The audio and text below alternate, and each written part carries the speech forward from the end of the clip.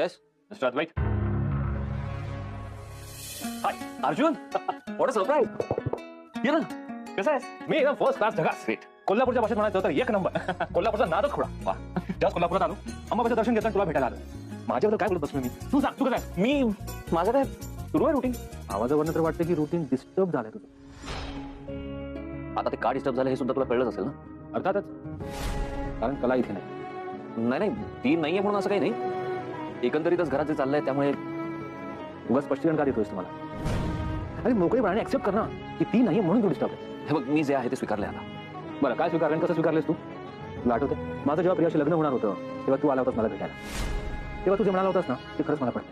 आपलं ज्याच्यावर प्रेम असतं ती व्यक्ती आपल्या आयुष्यात येऊनच राहते. प्रेम अर्जुन, अरे ते मी तुझ्याबद्दल आणि सायली वहिनीबद्दल बोललो होतो. इथे प्रेम बिम काही नाहीये. पण ती आज नाहीये इथे म्हणून तू किती डिस्टर्ब झालाय. हे सुद्धा प्रेमच आहे. प्रेम प्रेम हा शब्द नात्यात येतो जेव्हा आपण दोघे त्या नात्यात व्यक्त होतो. पण अस्वस्थ होणं, तिचेच विचार मनात येणं, तिच्याबद्दल विचार करत राहणं, तिची आठवण येत राहणं, हे सुद्धा प्रेमच आहे. तुझ्या नात्यात तुम्ही व्यक्त झालेलं नाही आहात.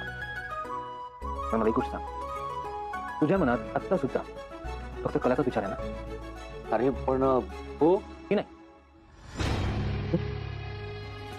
ओके हो, पण अर्जुन यात प्रेमाचा काही संबंध नाही. माझं काही खरेवर प्रेम नाही. हा, इट्स जस्ट दॅट की ती खूप बडबड करते, त्यामुळे त्या बडबडीची थोडी सवय झाली असं म्हणू शकतो. ही सवय सुद्धा नात्याचं पहिलं पावलंच आहे. बघ ना, मी आणि सायली आम्ही एकत्र आलोच ना. तू आणि सायली वहिनी एकत्र येणारच होता. तुम्ही दोघं एकत्र येणार नाही तर कोण येणार? तुम्ही, तू आणि कला. त्यावेळेस तू धावून आला होतास माझ्यासाठी आणि आज मी आलो तुझ्यासाठी आणि सोल्युशन सुद्धा आणलंय मी. कुठल्याही सोल्युशनचा काही उपयोग नाहीये. तुला असं वाटतं का मी काही प्रयत्न केलेला नाहीये?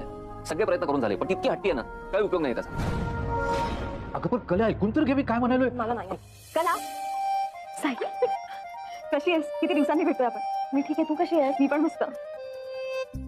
ये ना बस. ये सायलीला होतो. हो. ये बस बस. अरे सायली ताई, किती दिवसांनी आठवण काढली आज कसं काय चुकलेस? घे. अगदी वेळ आलीच बघ सायली. आता तूच तुझ्या या बहिणीला 4 गोष्टी समजाव. तुम्ही त्याची काही काळजी करू नका काका. बहीण असतेच कान गोष्टी करायला आणि वेळ पडलीस तर कान पिळायला तर असते. खरं आहे. काजल, तुझं काय चाललंय? आणि अगं आपला जॉब सुरू आहे, एकदम बेस्ट. तू आपल्या कॅफेला ये ना कधीतरी. तिकडे ना एकदम भारीतला पास्ता आणि पिझ्झा मिळतो, आवडेल बघ तुला. नक्की येईल. ये तुझा तो पास्ता वाजता ते राहू दे तिकडे नंतर. सायली तू सांग बरं, आता तुझ्यासाठी काय करू खायला? बाबा राहू द्या, मी करते. अगं थांब, खाण्यापिण्याचं नंतर बघ. मी आता खूप महत्वाच्या कामासाठी आली, आधी ते करून घेऊ दे. कुठल्या ग? देवीच्या उत्सवात हार बनवण्याची स्पर्धा. मला असं वाटतं की तू यात भाग घ्यावा. खूप मोठी स्पर्धा आहे ही.